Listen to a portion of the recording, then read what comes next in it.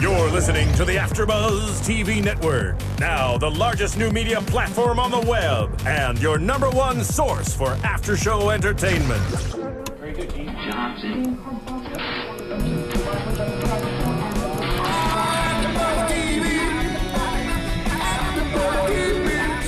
From the AfterBuzz Studios in Los Angeles, California, presented by Maria Menounos and streaming live thanks to Akamai Technologies, this is AfterBuzz TV's Girl Meets World After Show. We'll break down tonight's episode and get you all the latest news and gossip. And now, another post-game wrap-up show for your favorite TV show. It's AfterBuzz TV's Girl Meets World After Show. Hello, AfterBuzzers. We're here doing another AfterBuzz TV after show for Disney's Girl Meets World Season 1, Episode 2, Girl Meets Boy. I'm your host, Kristen Elizabeth Snyder, and joining me, AfterBuzz TV host Lee Epstein. Hey, how's it going? Hi, Kristen. We had 3 very special guests for you today. We have the writers that brought you Boy Meets World and Girl Meets World. Please welcome Matt Nelson, Mark Blutman, and Jeff Menell. Hi, thanks for having us. Thank you guys so much for joining us today. When Michael was here, I told him the happiest place on earth was the Girl Meets World Writers Room, and he sent you to us today, so thank you for coming. That's awesome. Thanks. Who's Michael? I just feel like being in the company of the 3 of you is like living in a never-ending episode of Boy Meets World or Girl Meets World, and it's such a pleasure to be in your company. It's always so much fun. I feel like the friendship that you guys share and the camaraderie between you 3 are clearly reflected in the episodes you write. That's so sweet. What's it like? That's why I'm on the couch over here. See, we're less than a minute in already. There's a lot of like. What's it like after 14 years coming back together, and what were your initial reactions to getting that call? Go for it. Yeah. Honestly, the first word that comes to my mind is always blessing. I mean, you know, there are thousands and thousands of people in this business, and to have an opportunity to do something so wonderful for so many years, and then all of a sudden get called to come do it again with so many of the same people, and then you're on that stage, and the first time, not during the pilot, but the first time we had an audience, and to hear that reaction during cast curtain call, get goosebumps, and you look at these faces and you just go, I'm blessed. Yeah, we've known each other an embarrassing amount of time. I don't want to tell you, but it's got a 2 in front of it, right? Absolutely. It's more than weeks. Yeah, it's 20 years. Years. How did you guys initially meet? Well, I guess it's different for all of us. What? Yeah. Well, we all met on Boy, and you were there first. I was there first. I've actually known Michael way back when, from Jersey days, and came out here for Boy Meets World, and it showed. Didn't know how long it was going to run. I kept waiting. It get picked up each year, but it ran 7 years. But these guys came on. He came on year 2, and Matt. I'm glad that Jeff Menell's been a bad boy, so he's on the couch. But I'm glad he still gets to speak. But it's true. Michael brought Jeff out. Jeff had no idea. Never did TV before. Didn't know how long it would run. His family's still in New Jersey. He hasn't told them. 20 years later. This isn't being seen, right? More of a journalist than a TV writer. Well, it just. I won't tell him about the lipstick factory. Please don't tell. I did work at Revlon, but that's another story. I did. Cover girl. Yeah.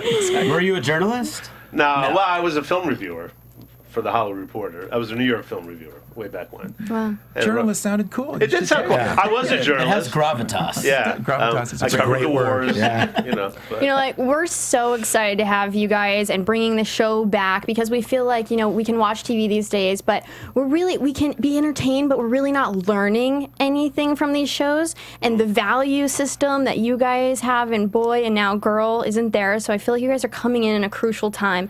What do you kind of want to do to help with the new generation and influence them? Well, I think it's interesting. We all have kids this go round, and when we did Boy, either we didn't have kids or they were very, very young, right. And so we're bringing a different point of view from our own lives, which I think is great, and certainly it makes it extremely accessible for our audience. And so I do think it's important, and I do think it's great to have our own lives unfold, in our homes, and then be able to, reach out to so many others and affect them. So it's kind of cool. Yeah, a technical person, a crew member, a great guy came up to me the other day and said, he's also, he's writing. He wants to become a writer. And we had a very nice conversation about that. And he said what he's learning from the show is how to write with heart. He said, and Michael has always, the funny comes, and the funny's important, but the funny comes, and we hope the funny comes from character, and but and that's what Michael demands.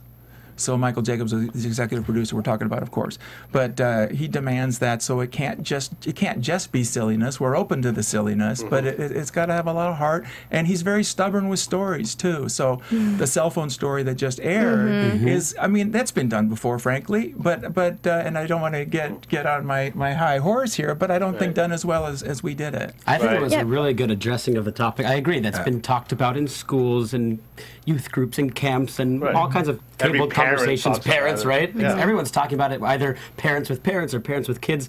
But there was a really good dealing with it in a funny way that made it also accessible to make some thought-provoking points. You know, it is something that we all realize, but as a society, we're not really doing anything to make that change yet. And, culture's sort of disappearing, and libraries are now becoming ruins and ancient. And that's how we played it. Exactly, and it's great. I love that when he blows the dust off the book, Lucas does. That's a fun, we're proud of our show, so if we gush, it's because we like it. Yeah. Right. Otherwise, we are fans as well. What do you guys think we can do as a society to try to remain present and, don't let ourselves become so absorbed with our technology where we don't have 354 friends in our phone? It starts in the home. It's the parents. I mean, we have to remind our kids that, take a break from that and look a friend in the eyes and say hi. At dinner, I've been to so many restaurants, and I'm sitting there and the phones are out. And, half the time the parents are doing it too. And they're sitting there, ba, ba, ba, ba, ba, ba, ba. Yeah, you got I have a heartbreaking story that, I don't think we're anti-technology snobs either. No. I 20 times a day I'm texting my daughters back and forth, and that's a lot of fun. I don't know what you're talking about. Right. He's texting that to Matt, though. So, 20 times, we're very close because of this shorthand and this fun texting relationship. However, just last night, the four of us, my wife and my two girls, sat on the couch and just, kicked it around and laughed face to face and, recapped the days and, and we all went to our separate corners and watched TV, but, we had that face to face contact that really can't happen over a phone. And it's great. And as Matt says, the essence of that episode was just our four core kids talking to each other. Very that's compelling. it. Very compelling. It wasn't really anti-phone. It wasn't like fundamentalist anti-technology. Not at all. Yeah. If anything, it was like character development, could be hypocritical. I'm glad that didn't read that way. It's remember, hello. Right. It's to remember to. The thing that Jeff was hitting at very quickly here is I did have lunch or dinner once with my family, and across the way was this woman with two daughters, and it was heartbreaking that for 50 minutes.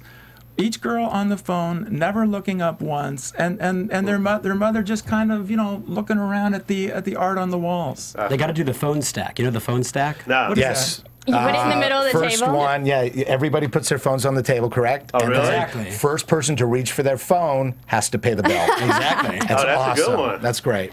Yeah, no, I think those are all great ways. That. But I mean, what we need to get down to is just, remaining present. Because so many people, whether you're at a party, a friend's house, you're taking pictures and then you're adding it so all your friends can see it. It's like you're not being present. You're not in the moment. Yeah. And also the point about, you give Maya a pencil and a piece of paper. She had no idea what she could do with that. And she makes this beautiful piece of artwork.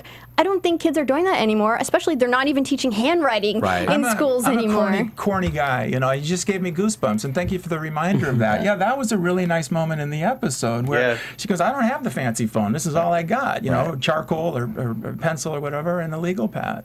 And then and then the great moment after, which was, and again, like Matt said, don't mean to be gushing, but it was so compelling, is at the end during the presentation, Farkle, is standing there, and then he pulls it out of his pocket, and he's our tech guy, he's our, kind of cyber geek, and he goes, I've kept this piece of paper in my pocket where my phone used to be, and I'm okay. Yeah. Yeah. I think it is also amazing at the same, it's kind of, and that's why I was saying the episode wasn't fundamentally anti all the way. Like, there are amazing things that kids do now with technology that even we couldn't do not so long ago. Right. If I might say, you guys a little bit before us also perhaps couldn't do. Right. And so there's that side. And then also, like, I was visiting a couple of friends at summer camp this weekend. And And it's amazing to see kids when they are taken out of their usual Yes. texty environment, kind of like what happens in your episode happens at summer camp, and kids are like forced to. It is liberating. Yes. They have to play and be creative.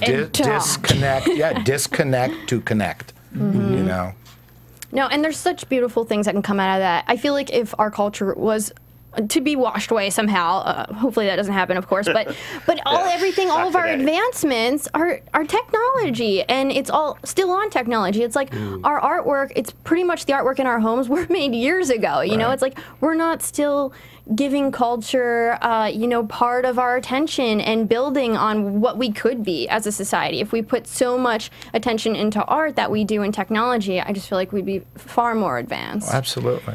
Absolutely. And just the way it's like developing the characters in the story this episode, I feel like we got to know so much more about Lucas, and it really made us like him and see where he's coming from. Now, I have a question. What is Maya's problem with Lucas?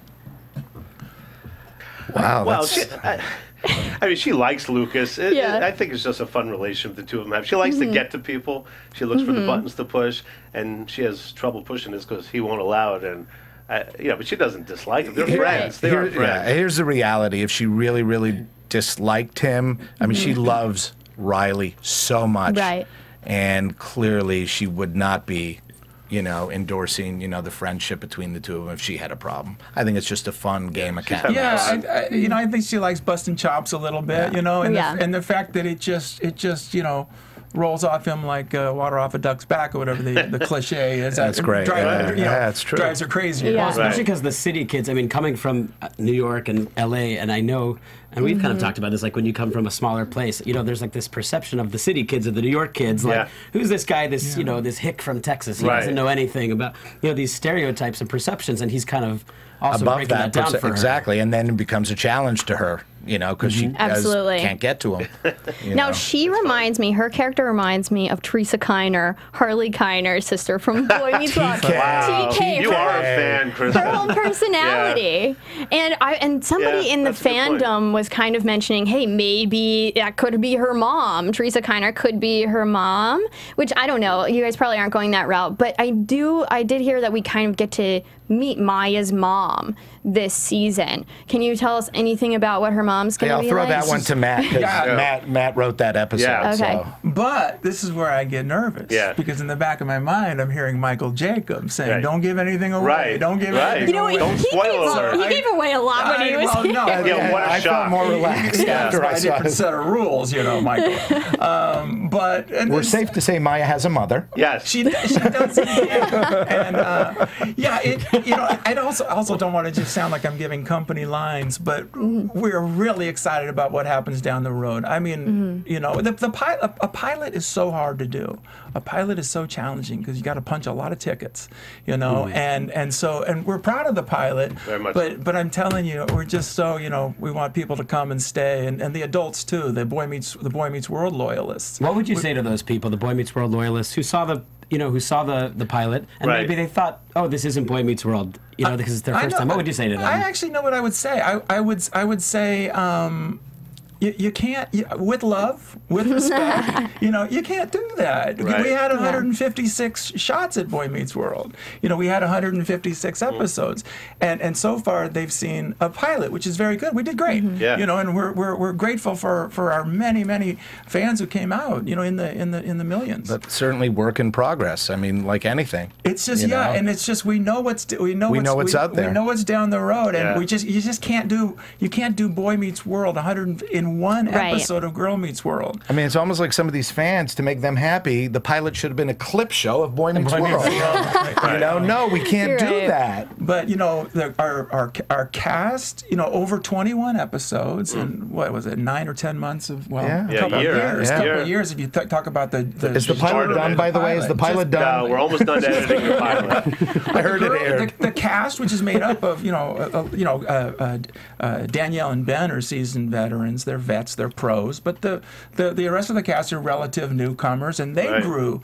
They grew over 9 or 10 months. So they're almost in exciting fashion. They're almost unrecognizable in a good way as far as how much they've grown. Yeah, I mean, the thing I would say to the loyalists, the Boy Meets World fans is, as Maddie said, just We know it's there. Stick it out. You will be beyond pleased. And we listen to you guys, and we honor you guys, as well as, you know, reach out to the new generation. You said you'll be beyond pleased. Yes. Because it sounded like you said be unpleased. I mean, I was Let's clarify that. You will be beyond pleased. I have no doubt, and I also heard one of our favorites, Harley Kiner, is coming back as a janitor. Now, are you guys going to refer to him as Harvey, considering that was his name in Boy, his real name?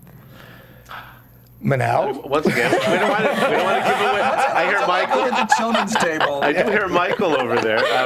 We can get Michael in your ear. I think we can say he is in his own way. If I don't, it's not giving away too much. We don't call him Harvey. Okay. That's all I will say about that. But he's a good guy. I mean, you know, last year we had Michael Jacobs here talking for an hour and a half straight, just giving away everything. Yeah, Michael basically was giving away episodes in season 4. If we go there, I'm sure. But we have to. We'll talk about. He does a great job. Danny McNulty is the name of the actor. It was great to have him back. It was emotional. It was. Yeah. What is really, that like when you bring back characters from the old show? Well, you know, to bring him back, and he was so happy to be there. Him and Ben seeing each other. It was. I mean, I'm getting goosebumps actually. You know, we go into the editing bay. We see these shows after shooting them, and we go, God, this is really good. Like, we get excited. So, Danny, it was great to have him back. He looks great. He was so happy to be there. We were so happy to have him. And I'm a little late to the party. Mark was there before me. I was on Boy Meets World for 5.5 of the 7 seasons. And then you got riches and fame, and you went off a little bit before the run was done, I think. But you were there for 4 or 5 years. And I had nowhere else to go. And then, in fact, Menell still, since 2000. Pretty much. Again, don't tell my wife. About Michael still keeps Jeff busy by having him write Boy Meets World episodes.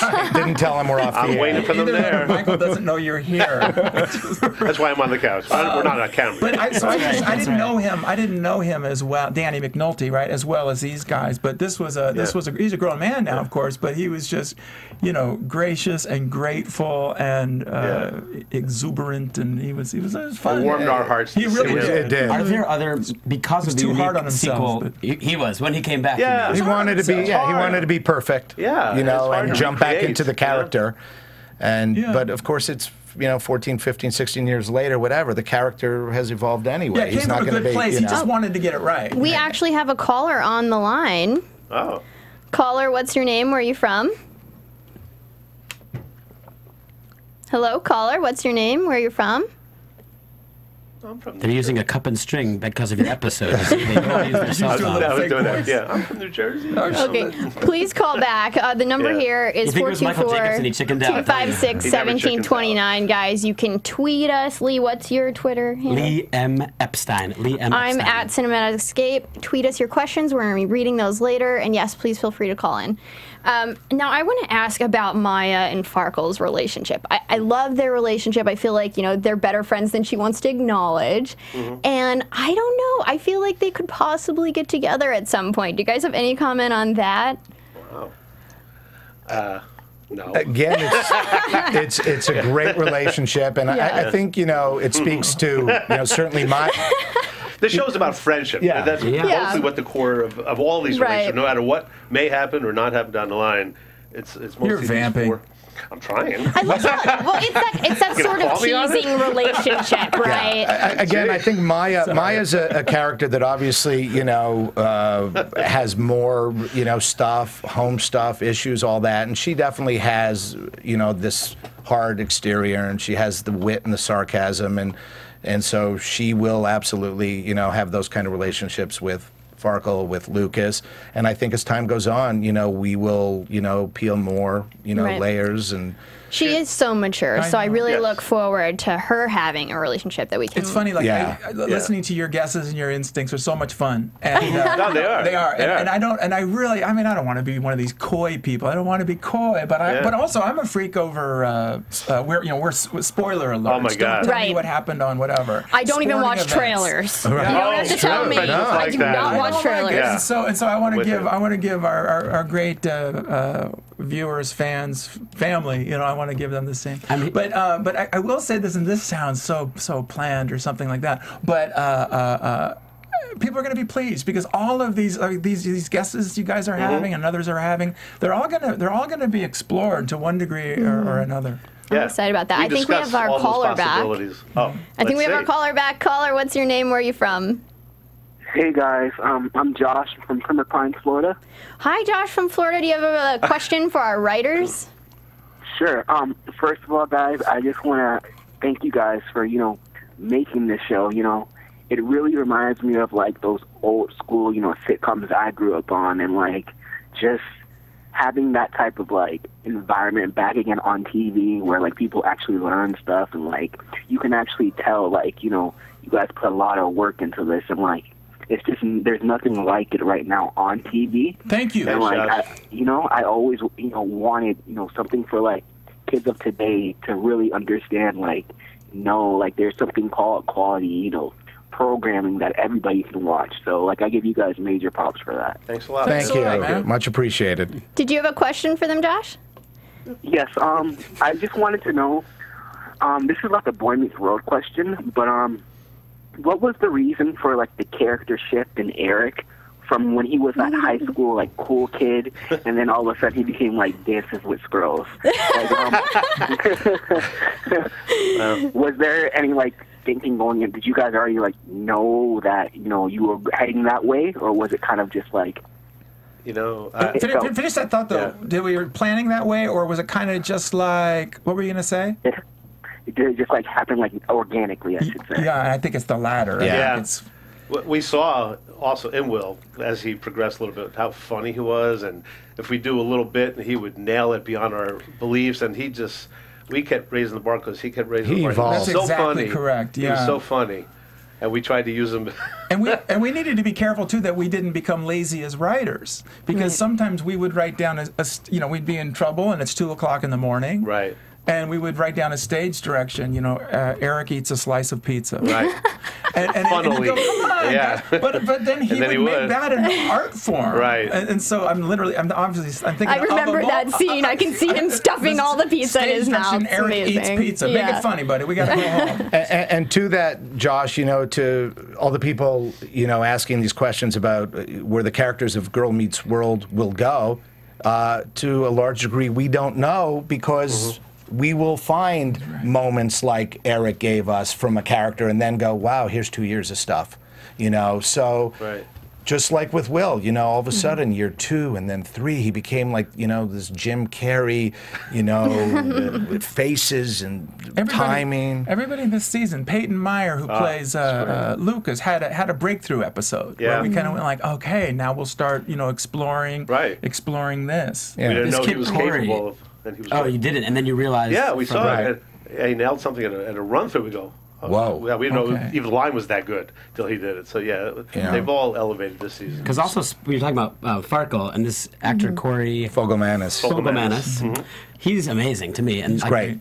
I wonder how much you write for him and his he does a real kind of character acting. I want to say thank you, Josh, for calling in. We really appreciate your call. What a great question. Thanks, pal. All right, and now talking about Cory. But sorry, what do you think about that in terms? I just think he has a specific, in the episodes I've seen, he shines. So I'm curious about your writing for him. He's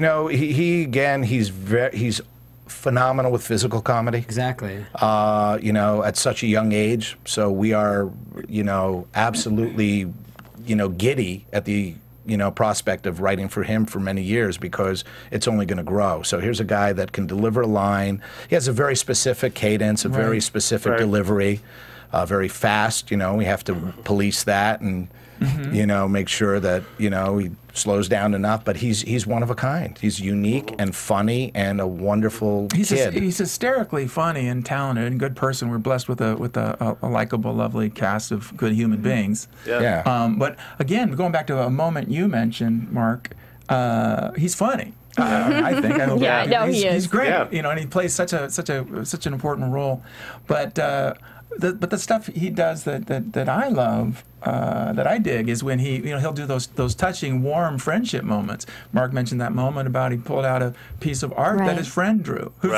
His friend who kind of rejected him in a boyfriend girlfriend way in that episode, which was funny. But he says, I've been carrying this around my pocket I'm fine. Yeah. And that moment just, maybe it lands even better. I mean, you know what I mean? Maybe you can make an argument they land even better coming from the, I don't want to say zany, but coming from the out there character. And he's out there crazy, and he goes, I care about you. Yeah. And he does that all season long. Yeah, he probably, I was going to throw that out there also. He probably has the greatest value of friendship. I mean, he brings it up all the time. You're right. All the time. You'll find him to be a fiercely loyal, loyal friend. Lives for the friend. Which I think is because you guys have such a fiercely loyal friendship. I really do see it in your writing. That's great. It's beautiful. And I know we get to see Minkus, his father. Now, are we going to get to meet his mother at all? Because, Minkus was obsessed with Topanga for so long. So it's we can assure you Topanga's not the mother. Yeah, it does seem that way. Absolutely. That would come as a big shocker. Michael, I hope I'm that's not. a relief to me, anyway. I wasn't sure. I hope that's not a spoiler, but what if your phone got off vibrate? I know. It was Michael's. You just took that away from me. You guys seem like children who are worried about getting caught, taking cookies from the jar. Well, that's funny. It's funny. When I received some information from Alex, our wonderful Disney executive, I asked Daddy permission. I said, "There's this happening. Are we doing it?" I had oatmeal this morning because Daddy said so. My cholesterol's been up, and Michael said, "Have a good breakfast." You guys really are a close knit family. All of you, even with the characters with Ben and Topanga, Danielle. Yeah. So. And it really does show. Yeah, thanks. But do we get to see Minkus's mother at all? I don't know if it's been explored yet. Okay. I'll take that. Yeah. Yeah. Okay. And then so we see Topanga. Are you looking for a job at Disney PR? I know how hard you work. No. Yeah. I know what happens out on the road.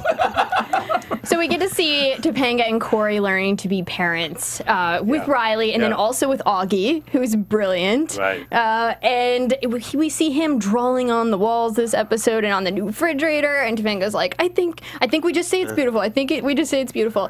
Are you guys, again, I know you have kids at home, so is it now we're going to be exploring, how they are learning to be parents? Well, yeah, and the unfortunate thing is that episode airs, and now my kids, who are 14 and 15, are drawing all over their walls. Because Topanga said, I think we're supposed to say it's good. Right. I like that. Said it was funny. Yeah. Why can't I? I like the quality that, they're not perfect. They're still learning like we all are, even after so many years. And, I think we tried to play them as real. I mean, there's comic elements, and Cory's character is always going to be funny, but I think they're really good parents. I'm pleasantly surprised how good they are and how real they are. Yeah, I think they're wonderful, but at the end of the day, nobody's tuning in to watch two perfect parents. Right. Exactly. And so can I follow up on something you asked, which is about the friendship and the camaraderie and the closeness of, let's say, just you as the writers and producers. What do you are you forced to sit here together now, or do you actually like hanging out outside of the writers' room? What's the dynamic like? Just he and I have an issue, but no. That's why you're on the couch, actually, Jeff. Yeah. That, you know what? A friendship. The show was formed 20 years ago. A friendship was formed and forged 20 years ago, and the show was off for 14 years. We did not see each other. We've been friends this entire time. There's no hiatus on the friendship, and I think it really plays into the quality of our writing and our work. And we all have the same sensibility as far as what we want from the show. And it all starts from Michael, but we all have heart. You can't get a false note past us because we're all on the same page. But yeah, as friends, we're great friends. Yeah. And with Michael, we're quite the very important people. Do you guys have a team name? You guys have like your own club here. Yes. I know. Do you guys have a collective? Fun of us and they'll say the three blanks. Whatever the. Fill in your own. But there's never been a name that people have. No. The Brotherhood. No. Oh no, we have. But feel free. I'm Blutman. He's Menell. He's Matt. Right. Yeah, but we've been doing it for a long in the trenches. time. I mean, this is really still friends. This is really one of those. What? They're getting the band back together? Yeah, that's absolutely correct. Right. Yeah, you're right. So it's like, we're doing another tour, man. This time you're not alone, though. I mean, there's some young women who write with you as well, right? Yeah, they came out for the show.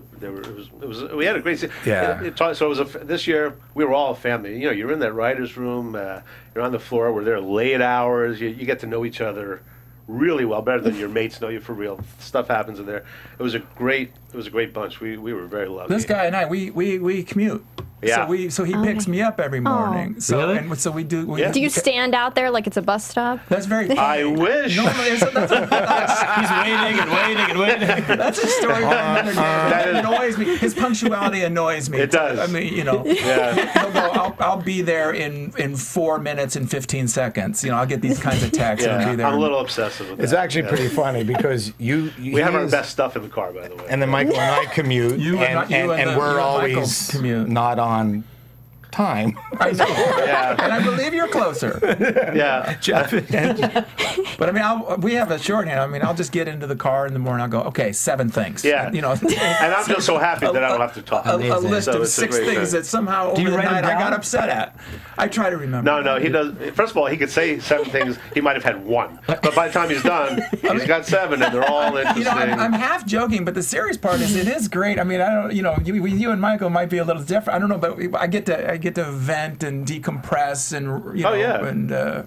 Yeah, it's true. No, and I feel like you guys doing those exercises definitely helps with your writing, you know, makes you think about things like that. And I know when I got to join you guys for a minute on the pilot and be in the writer's room with you guys, it was really the best time that you could ever imagine. People would only dream of it. Like I said, it was just an ongoing episode of like Boy Meets World, Girl Meets World. It's hard though, wasn't it? A lot of hours. Oh my God. Right? Pretty much like 24 hours. And you stayed overnight many days. That was a bonding experience. Anyone that made it through the pilot together was true. I thoroughly enjoyed camping out with you guys. That was great. But I wanted to ask, you know, when you guys need a break, I know there were times that you would stop and play games with each other. So can you talk about that, what you do to kind of generate, give your mind a break, kind of stop and play a little bit, and then give you a break for generating ideas? What do you guys do in the games that you play? Well, actually, you guys were a big part of One Day because I remember, you know, we had you and Aaron Jacobs and somebody. Aaron Jacobs, Lee's buddy. Our buddy too. We love Aaron. We love Aaron. Sam and a couple others whose names escape me, but you guys were all Boy Meets World fans. So you guys came into the room and challenged us to Boy Meets World trivia. We did. Yeah. And that was a blast. We had so much fun. And Aaron, of course, almost to the point of being weird. Obsessive. Bizarre. Creepy. Yeah. You know what? The thing is, I think a lot of fans, before we go to bed at night, like we would still watch episodes. I know I did episodes of Boy because it's like it's a safe place. It's like that place. It's that show that you go to, that you watch when you know there's going to be a happy ending and things make sense and you can learn a lesson. And it's like you're never too old to go back to that. And so I think that's why so many of us obsess over it, because why not continue learning those lessons and just like remind yourself to reflect on those different values in the show. Yeah, it's so funny that I like that word "safe" is such an interesting word. Kristen. The way people say Boy Meets World or whatever, and how I describe it, I'll say it was part of a block of family-friendly programming from Friday night, right, ABC, where parents could put their usher their kids in front of the television and feel safe. Feel safe. So, the truth is, again, and Michael may have touched on this last week, but we were not cognizant of the profound effect we were actually having on kids and families until years later. Obviously the internet and social media gave our fandom, this platform to go thank you. And then we're like, oh, wow, wait, look, they're all over the place. And we didn't know. And so for that, that's why I started off, at the top of the show using the word blessing. And we really started to feel that by hearing from these people that had a way to let us. Just a couple days ago on Twitter, somebody reached out and said that during a really, really tough time in her life, she leaned on Boy Meets World to help her get through it. Yeah, it's funny. That's really. It's also amazing that most people now, who are writing or producing a show, that's a given, right? That they're going to have this kind of two-way communication with the fans and them. Right. Whereas when you guys were doing it not so long ago, typewriters. Yeah. Scratching on the clay Stella. But it's like that idea that you're now kind of making up for lost time. It almost seems like a little bit like now you're getting the feedback. It's really that's true. Great point. Also, because back then, right, you couldn't check, for instance, Twitter and see what 10 or 15,000 people think immediately. No, it's true. Yeah, but it's funny. What were we talking about? The safety. Never mind. I want to talk about for a minute about the newlyweds game that you guys would play. You guys are such close friends. Oh my gosh. Oh man. That was one time. You guys were a couple. Did we win? You guys. I thought we won. Manel and I were a couple, and did we? I thought we did really well. And I think you know what? Mark and Michael were a couple. We were a couple. We oh my messed up. gosh. And you guys, we would ask questions. I think Geraldine, Michael's assistant, was there, and she would ask questions to the opposing and we teams. had to you had to match answer the for answers. your partner. Oh my God, that was fun. That's another game. See. Yeah. Also, I mean, there was early Boy Meets World. There was on the Disney lot a rec room, and we played ping pong. Oh. Okay. We have no problem following our leader, Michael. We have no problem finding distractions. I know he's very he's a work hard, play hard guy. Well, I don't think they're just distractions, though. I really think that helped you guys in your writing, because it's sort of, it's skills, like you getting in the car every day and saying the things that annoyed you. That's like getting your mind, your gears working, and really thinking about things and exploring different avenues. And by playing those games, I saw it firsthand. I tried not to get involved too much. I stayed in my corner in the writer's room, but just, witnessing it and experiencing it from an outside perspective, it really did affect when we would get back into the script, your attitudes and your new ideas because of something that we did in the games. Mm-hmm. So I feel like those are great skills No wonder that you guys Blessing do. comes to mind. You sound like you have the best job ever. I know. Listen, Lee, here's the deal. We get in at 9 o'clock. By 10 o'clock, we're reading menus. What's for lunch, and then that aspect of it is all of that. Yeah, it doesn't go on at IBM. But that's what we think about a lot, which I probably take for granted, which is something to, as far as gratitude and blessings and stuff like that. No, but gosh darn, and I'm not crying here, but it's hard. Oh, it's a hard job. It's hard because of Michael. Because of Michael Jacobs. He's very perfectionist. He's very story stubborn. He wants to make sure. No, I've seen this before. I'm bored. Make it better. Yeah. This is not funny enough. I'm not ready to move on. I know we want to go home. Every day you guys go back to page one. You start at page one. He's proven himself to be right there. Always right. So I mean, there's a lot of lately we've shifted a little bit. Mark's a fan of this, and I think we are too. Yeah. Because we would 2 o'clock in the morning, 2 o'clock in the morning. Like go during home. the pilot. Yeah. Right. Remember that. And now you all have kids that you were talking about. We have that too that we had to reconnect with. But now we've shifted a little bit where we'll do the hardcore stuff early in the morning. So we might we might come in at 5:30. Yeah. We're fresh, much fresher. Yeah. It's worth it. So now that we're in our mid-30s, we find that it's what? How do you guys? I know a lot of times, a lot of days, even when I was there, we'd go back to page one after you had worked on it for 3 days already. When do you guys say, okay, enough is enough? We need to move on. When do you leave it alone? When it airs. Years ago, we stopped saying that. Yeah, he's always going to go back, and it like Matt says, it proves to be the right. What do you mean it proves? Like what happens? Because when you process? go through it, he'll see something, or we'll see something. That's not fun. We could beat that. It's not. The scene could be shorter. What are we just? One new joke. Fresh eyes. One new joke. One new joke makes a difference. One new thought. One new emotion. It gets better each time. It's funny too. I mean, there's all sorts of great quotes on this kind of stuff. Like when's it done? Never. That kind of thing. But and we were all in something called a mix, which of course is what do we do there? We with the music and the sound, we make sure the laughter and we make sure everything's fine. But all three of us during that mix of something that the ship has sailed. Those shows are going to air as is, but we're still kind of going, oh, I told you so. Just missed. Right. It's true. Michael, a couple of days ago, because he and I had a slight disagreement over making a cut or not making a cut, and guess who won?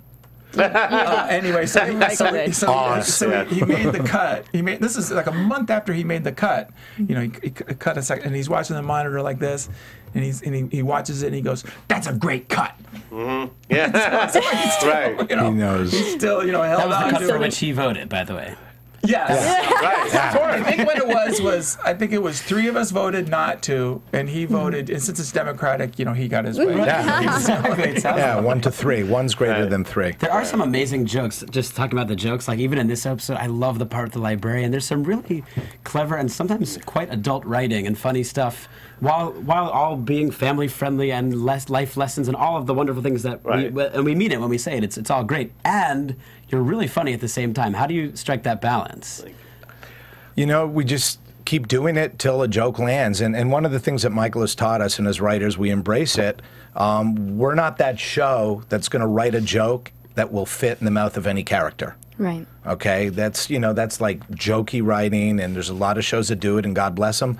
But the jokes that come out on our show are very character specific, which makes it, first of all, easier to come up with, and when they land, they land. And so that's part of it. That's a great answer. I think also you had some questions from the fans that tweeted in. We want to get to those before we jump into our interviews with you guys, as if this wasn't an interview already. Oh, wow. What do you mean?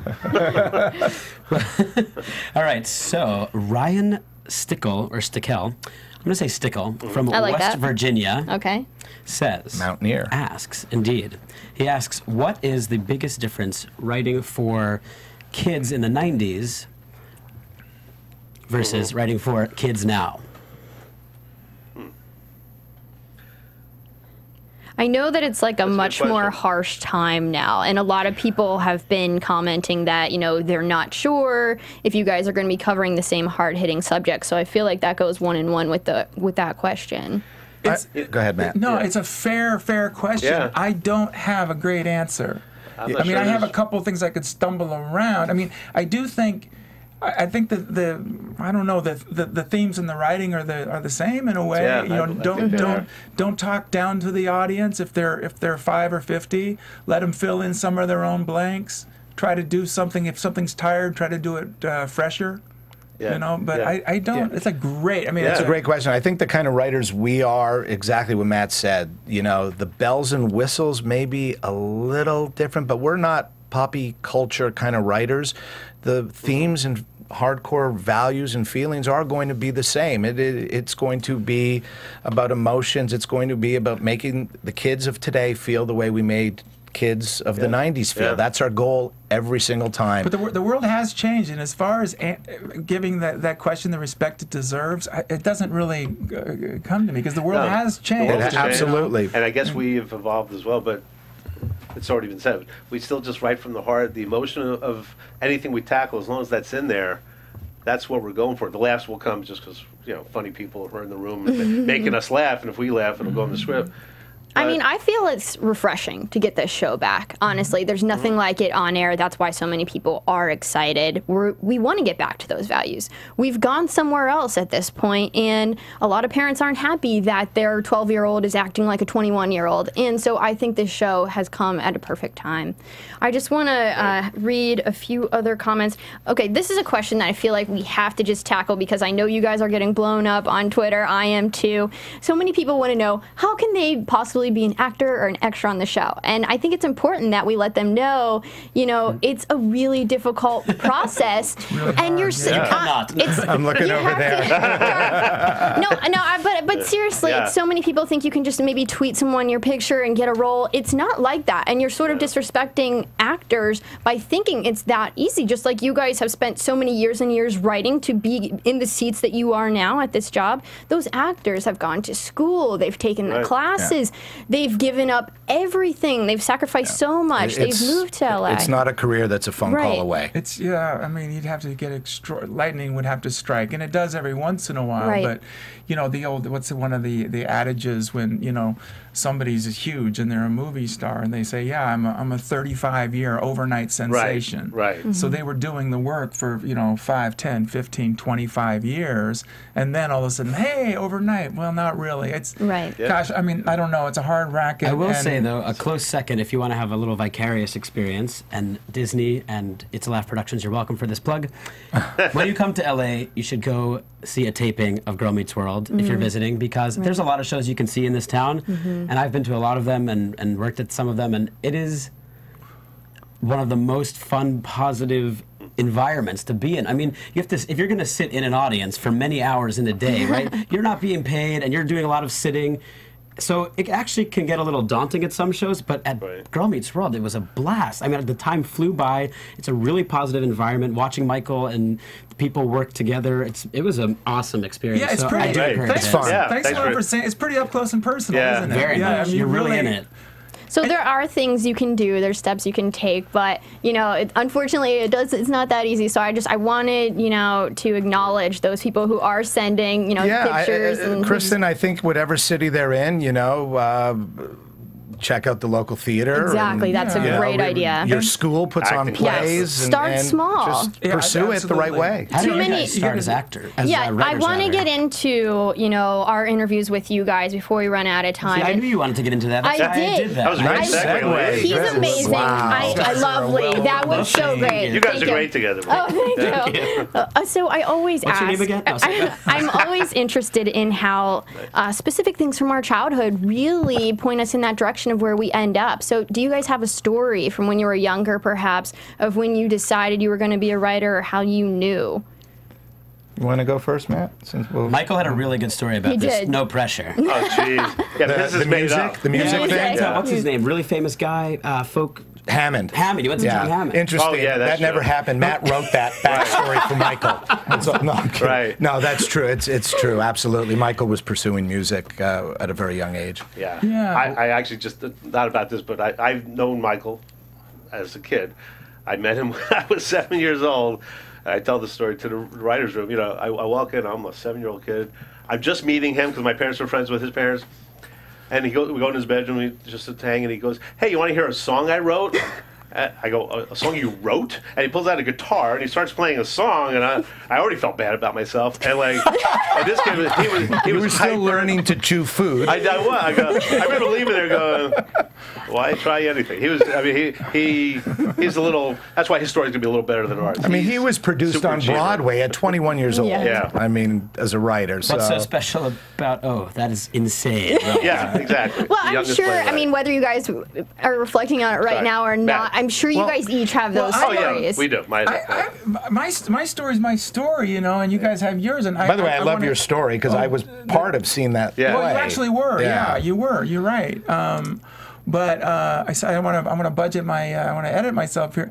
You know, I have a bad habit of always really going for broke next door to the thing I want. You know what I mean? And so I went to graduate school and at the University of Michigan, and I got the wrong graduate degree, you know? But next door was telecommunication arts, which was film, video, and the radio stuff. And so I said, I want one of these too. And they were gracious. And I also started teaching in college, which I, as of a month ago, was still doing part-time just to... I almost came and took your class before I ever worked for you guys. We would have had a blast. Really? Oh, he's great. Thank you. But so to edit this thing a little bit, so, you know, always knew I'd come back to Southern California, from Oregon to Michigan to Southern California, and acted a bit, you know, and some of us, some friends, we said we're not pleased with the plays we're reading. Matt, write something. And so, you know, I wrote about 15 pages, and they worked. And then there's this guy named Dan Lauria, who's the father of the Wonder Years. If you remember that, with Fred Savage, who's the brother of Ben Savage. Anyway, it's a long story, but I wrote a couple of plays, and they were pretty well received. One-act plays.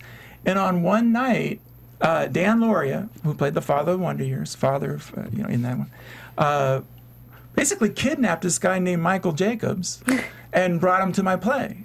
Wow. And so that gave Michael enough to say, you know, he sent Mark and Howard to the play, I think. And then he sent a guy named Bob Young and David Kendall and Jeff McCracken. And every, you know, theater in Los Angeles, you could have a terrible night with 6 angry people in the crowd. They all, not New York here. Yeah, they all coincidentally came on a great night. And so Michael basically hired me off, and he's like this, off the faith he had in me based on this one-act play. What's the play? What's it called? It was called Sensitive People. Yeah. That's great. Wow, because I was blown away by it when I saw it. I was blown away. Something. And then I came on, you know, around Thanksgiving, the second season of Boy Meets World. It gave me a shot at his script. They didn't hate it too much, and we had fun. We all left as co-executive producers of Boy Meets World. That's a great story. I started. I can't. Story. Yeah, that's right. That is a good story. First time you're hearing it? Yeah. Wow. I didn't know. No. I came out here in '83 as a stand-up comic, and I was hanging at the Comedy Store and performing, and I'd go on the road, 6 months a year, and comedy was huge in the 80s, and play these clubs in Pittsburgh and Des Moines and Columbia, Missouri, and what a great way for a 20-something-year-old to see the United States, flown out to these comedy clubs, perform, and then come back. And every time I came back, I had done great shows on the road, and then I'd walk into the Comedy Store and I'd be in the back looking at Robin Williams and looking at the late Sam Kinison and people like Dice Clay and Bob Saget and all these people and Howie Mandel and it just one after the Eddie Murphy, and I'd go, oh, I suck, I better do something else. I couldn't stand up to these guys. These guys were unbelievable, and I knew that, I'd be able to go on the road and scratch out a living, but I wanted a wife, I wanted family, I wanted kids and that whole thing, and I knew it wasn't going to be as a stand-up comic, and I was acting and struggling. I think I once got a call back to be the Orkin Man. That was it. Yeah, call back to be the Orkin Man. You would have been a great Orkin Man. Thanks, Jeff. And I started writing. What's that? You didn't book it? No, it's not too late. Call back. Yeah, I'm waiting. It's been 20 years. They're going to call.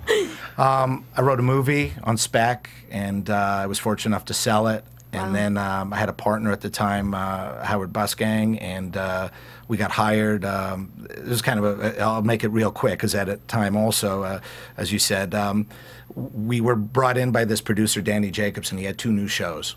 And he gave us the VHS tapes. People may want to Google what that was. And he said, watch these 2 shows. I'm going to hire you guys. I love you guys. Whichever show you want, I will hire you. So we go in and we watch a show called Good Advice with Shelley Long and Treat Williams. And we go, oh, that's fantastic. We'll watch the other one anyway. And we watch the show with Paul Reiser and Helen Hunt. And I'm going, oh, this whiny Jewish guy and this, shik's a wife. Nobody's going to watch that. We walk back in, we go, well, we'll do Good Advice. Come on. And he goes, okay. And of course, Mad About You ran like 11 years. And we did 1 year of Good Advice, and then we were fortunate enough to meet Michael. And, we got hired on the 2nd year of Boy, and met Jeff, and then soon after Matt. And, here we are now doing Girl all these years later, and just, it's amazing. What'd you do in between, could I ask? Well, other films. I had written a bunch of films, and I did other TV shows. Did a show with Tom Selleck called The Closer on CBS. I did a show with the Olsen twins, a show called Grown Ups with a grown-up Urkel. Oh. Yeah, that was a highlight. Oh, yeah. Bunch of different things, but nothing can touch, this world right now, reaching kids and doing stuff that matters. And just, real quick, the gratifying thing, there's an episode coming up later in the year, the bully episode, Girl Meets Flaws, and Matt said earlier about how, when we tell a story, we want to do it different and do it better and just do it fresh. And it came because, we talked about we all have kids now. My 14-year-old Luke was being bullied at school, and he was calling me every day, just really unhappy. And I just said to Michael, I want to do a show for Luke. I want to do a show, that'll reach out to kids. And then, the room, we get together and we break the story and we do it fresh and different. And it turned out wonderful. So to be able to do this for our kids is just great. And that's why I love working with these guys. And all those other jobs, it can't touch. Can't touch this. It really is something special here, huh? It's amazing. There is. You can just feel it just being around you guys. That's why I was so excited to come here today. Nice thing to say. What's your story? Yeah, Jeff, can we get a little bit of your story? Just when I was a kid, I just watched TV all the time. Love movies. Probably love movies more than anything. And I never thought of being a writer, or certainly a TV writer. But then I went away to college, and I wasn't loving anything. And someone said, well, why don't you try to go into a film in college? And it never even occurred to me that you could follow your dream. I transferred to NYU. I went to NYU Film School just for a year, but it was the greatest year. And writing scripts for movies that you were making, that was really exciting. And then after that, I got into writing, but not again for TV or film. I became a film reviewer. I wrote a little bit for Entertainment Weekly. I had a monthly column where I counted curse words in movies. That was my column. And then Michael, I didn't know Michael, and he had shows on the air, and I would call him with ideas or this and that, and say, hey, can I write a spec? And he goes, yeah, sure, keep pitching me stuff. And a few years after, he said, no, we're doing that, this and that. But I had no dream of moving out here, and then I sent him a spec script that I wrote. It was a Seinfeld. He goes, I go, can you get this to the Seinfeld people? And he goes, sure. He lied. Total lie. But I guess he liked it because then he called me one day and said, oh, hey, I'm doing this pilot. If it goes, do you want to come out here? And I never wanted to leave Jersey. I just had a baby. We just bought a house. I go, I don't know. And he called me a month later and said, well, they picked it up. Do you want the job? And he goes, I need to know by tomorrow. And couldn't pass it up. So I came out without my wife and daughter for about 6 months. And then halfway through the first season of Boy, he came over during the taping. He goes, they just picked up the back nine. Call your wife, Lisa, and tell her to come out here. And yeah, thank God that show ran quite a while. And little boy from Jersey makes good. Little boy from Jersey, little boy from Portland, little boy from Montreal. Well, what I think is so cool about what you said is you never even realized that you could chase your dreams, and I feel like a lot of people don't do that. Your parents sort of tell you, you know, that's not logical. You have to get a job that you can support a family. You have to be a banker. You have to, you know, go to school and get a law degree. And so many people now are in debt because they did do those things, when really, at the end of the day, they should have just picked up a piece of paper and a pencil and drew a picture like Maya, because I feel like, you know, parents should really encourage their kids to explore their own creative talents, because too much of that's being pushed away at this point. That's beautiful, inspirational stuff. It really is. Yeah, my parents are very. My mom, rest in peace, she died a few years ago, and my dad's still with us and hilarious and a dear friend, and my father, and I love him. Great Saw guy. him recently. Yeah, great guy. Yeah.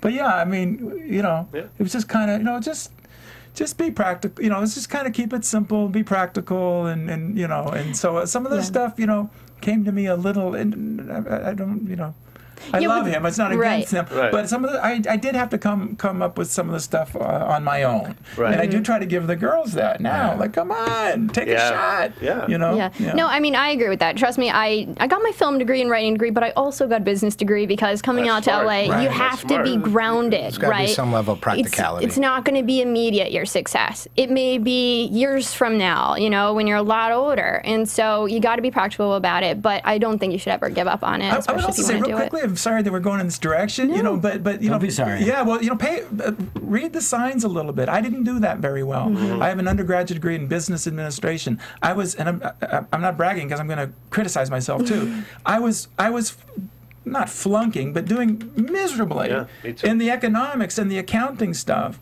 And my writing teachers are patting me on the back and saying, you don't need to take this class anymore, we'll just give you an A so we can help other people. And I go, thanks, I'll go flunk economics. You know? And I didn't 5-6 years, I kind of said like, oh gee, maybe I have, you know, something, some ability, some talent, I hope. Read the signs. Yeah. You do. I mean, Jim Carrey just gave a speech, and the gist of it was, you know, if you're going to go out and fail at something you don't really enjoy, why? When you, you know, go out and at least fail at something you love. Yeah. Exactly. I completely agree. I just want to roll into predictions before we end the show of what we think, where the show's going. Is that Michael Jacobs? He's landing. These guys are paranoid, man. These guys are. The Giants will win the Super Bowl.